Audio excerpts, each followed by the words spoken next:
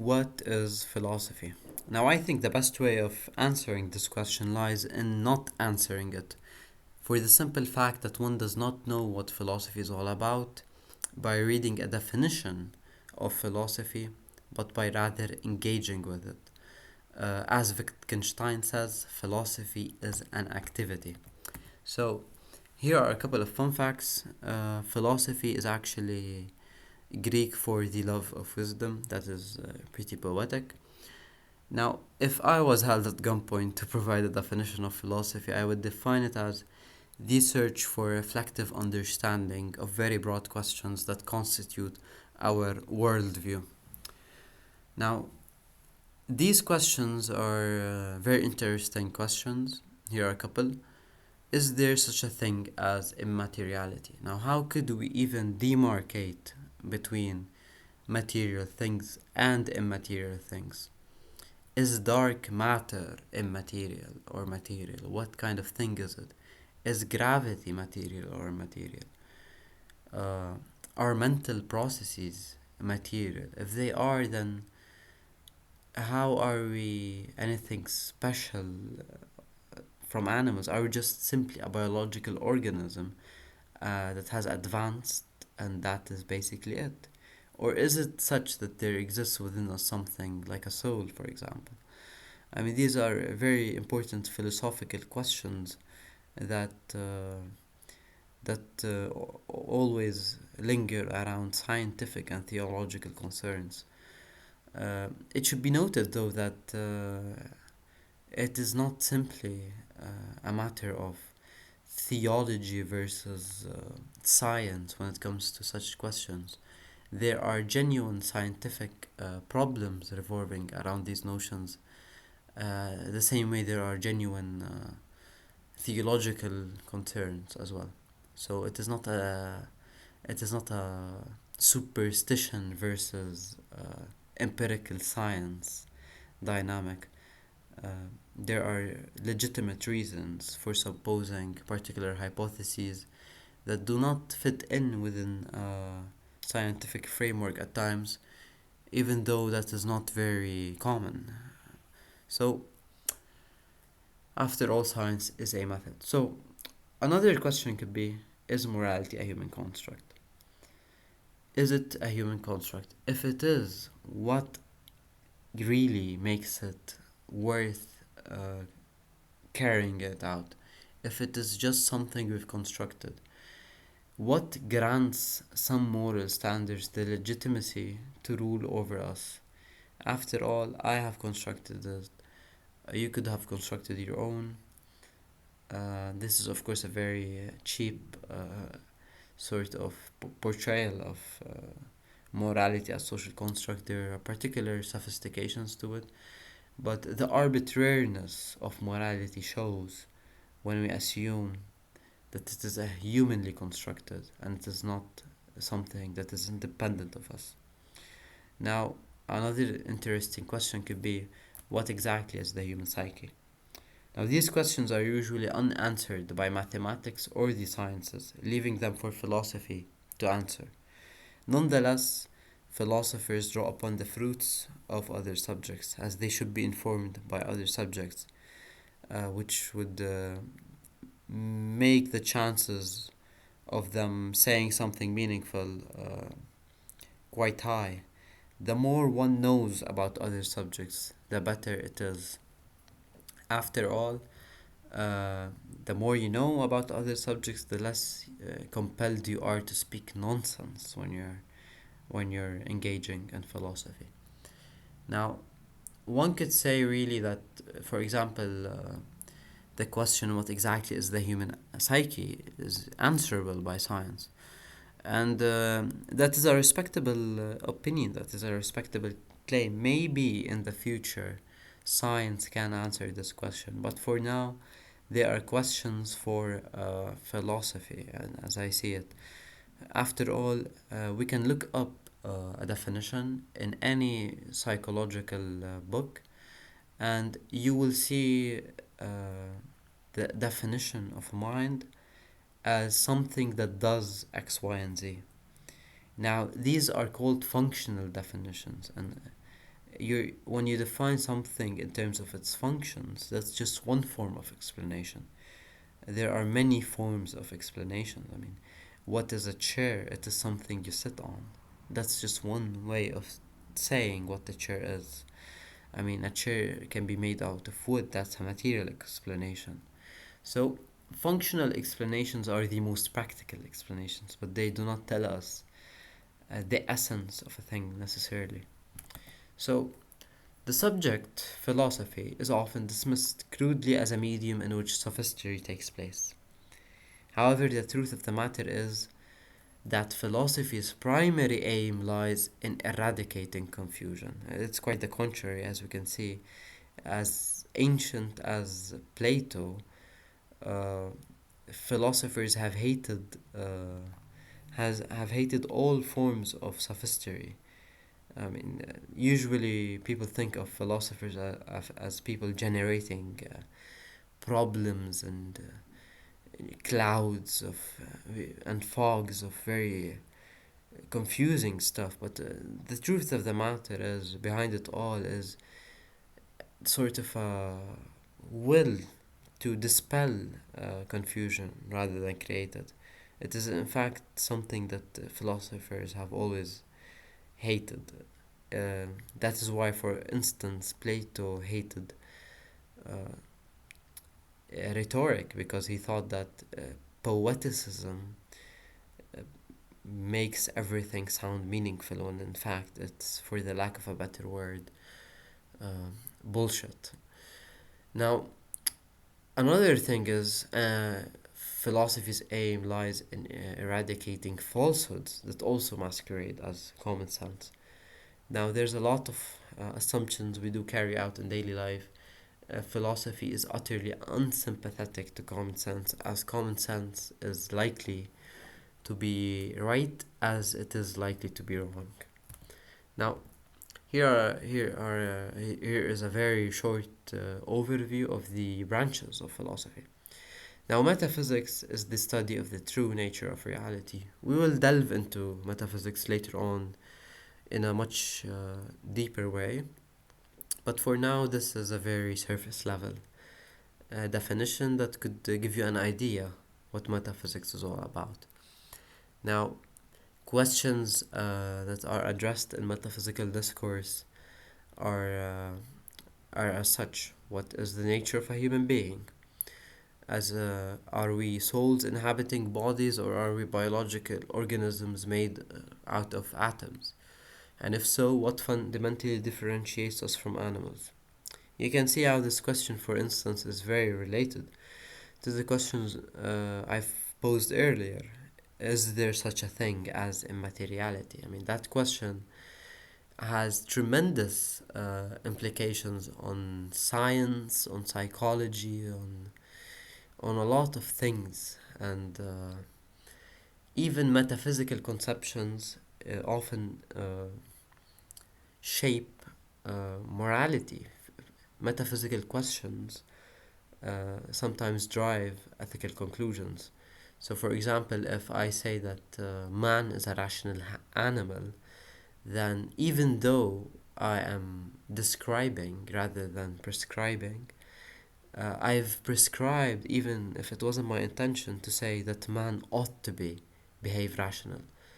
If a man is not rational, then that is a bit of a problem, because after all, we've defined man as a rational animal.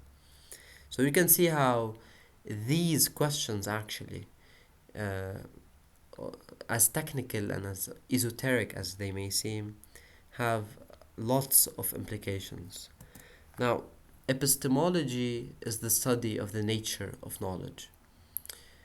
What does it mean when I say I know something? Are the objects of my sense experience representative of the world as it is? And again, you can see how intrinsically connected all of these questions are. So, for example, let's answer this question affirmatively. Are the objects of my sense experience representative of the world as it is? If yes, then metaphysics, the study of the true nature of reality, can be carried out to a particular legitimate extent. If the answer is no, then the way in we approach metaphysics, the study of the true nature of reality, will differ. So, this one epistemological question can have a huge implication on how we conduct our metaphysical enterprises. And this in turn will affect other subjects and other fields and other things. So, just to give you an idea about how the weight about an idea about the weight of philosophical questions. Okay, and of course we have the branch of moral philosophy or ethics, and it is the study of how human beings ought to behave and how they ought to live. For instance, is retaliation permissible, or should one never do wrong for a wrong? Do the ends justify the means? Often we hear questions such as is abortion right or wrong, and the like. These belong to the branch of applied ethics.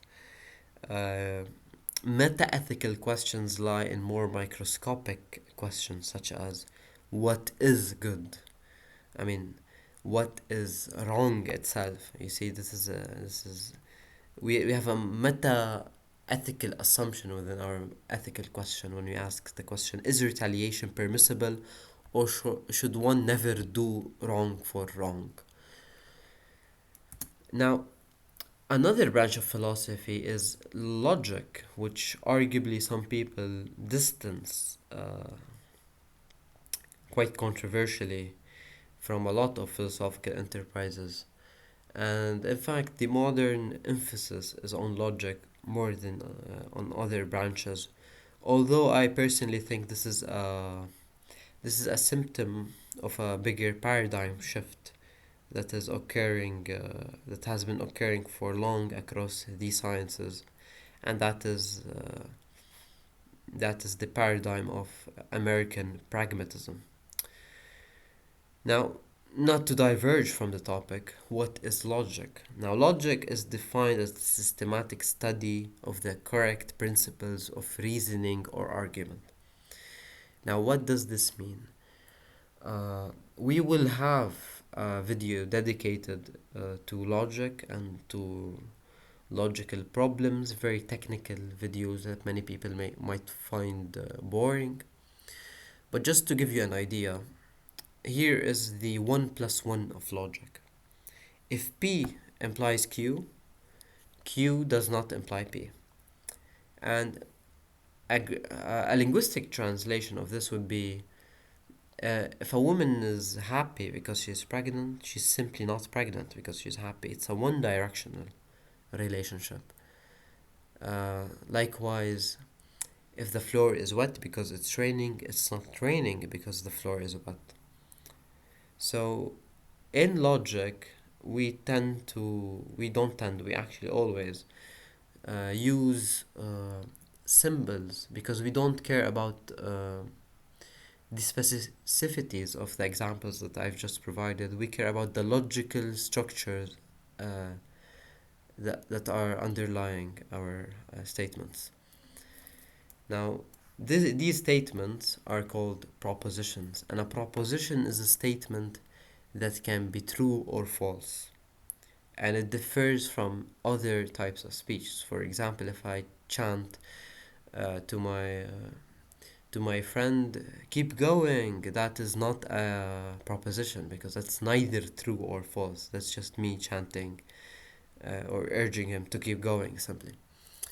So, in logic, we deal with propositions, with statements that are truth apt.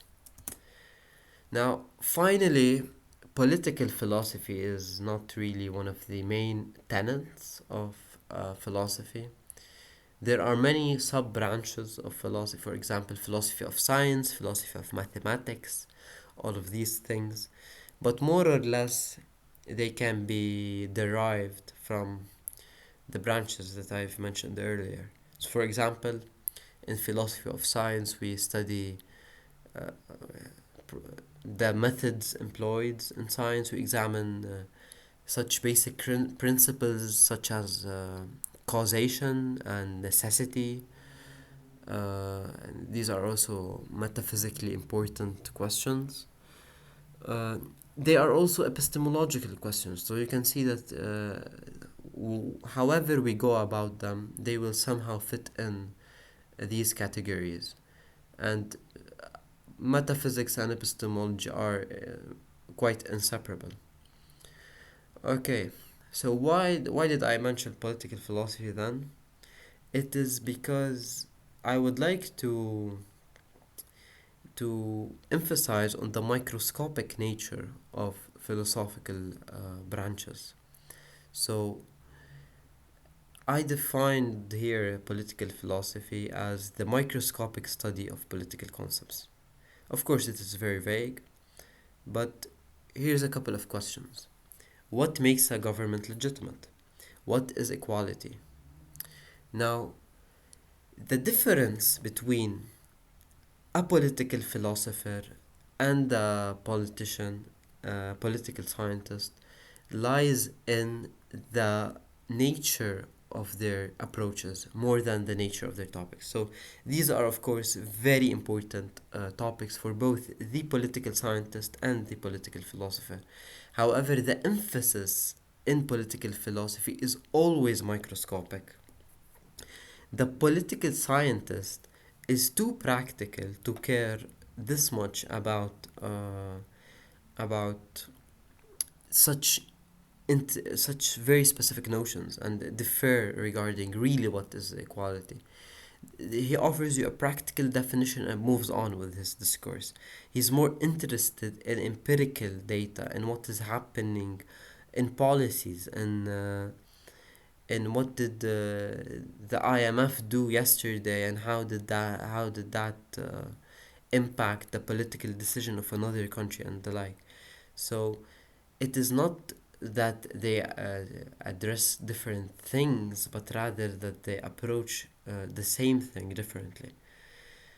Bertrand Russell defines mathematical, or rather analogizes mathematical philosophy to a microscope in the sense that mathematical philosophy cares about the nature of numbers. What is a number? And so on and so forth. What is infinity? While uh, mathematical mathematics is too practical to care about these things. It assume X goes on with the problem, and that is the difference. Mathematics is a telescope. It takes you far, while mathematical philosophy is a microscope. It takes you far, but far microscopically, not telescopically, not to the moon, but uh, to the minute details, the atomic details of things. So likewise, we can uh, we can uh, we can link this relationship between mathematical philosophy and mathematics with political philosophy as the relation to political science. In fact, all most sub branches of philosophy, for example, social philosophy, can be uh, analogized as such. Finally, this is a very nice quote that captures the essence of political philosophy uh, in an introductory book by H.B. Acton. If the historical context of political terms is lost sight of, then barren and even ludicrously abstract talk can be indulged in, as in the resonant vacuities about liberty and justice uttered by pompous politicians. So, again, showing how philosophers do not care particularly and despise meaningless poeticism and statements. They are interested in the exact meaning. What do you mean by justice? I mean, what does it mean, justice? These words are not easily slandered in political, philosophical discourse. However, it should be noted that this type of discourse is often as microscopic as it is it is a subject that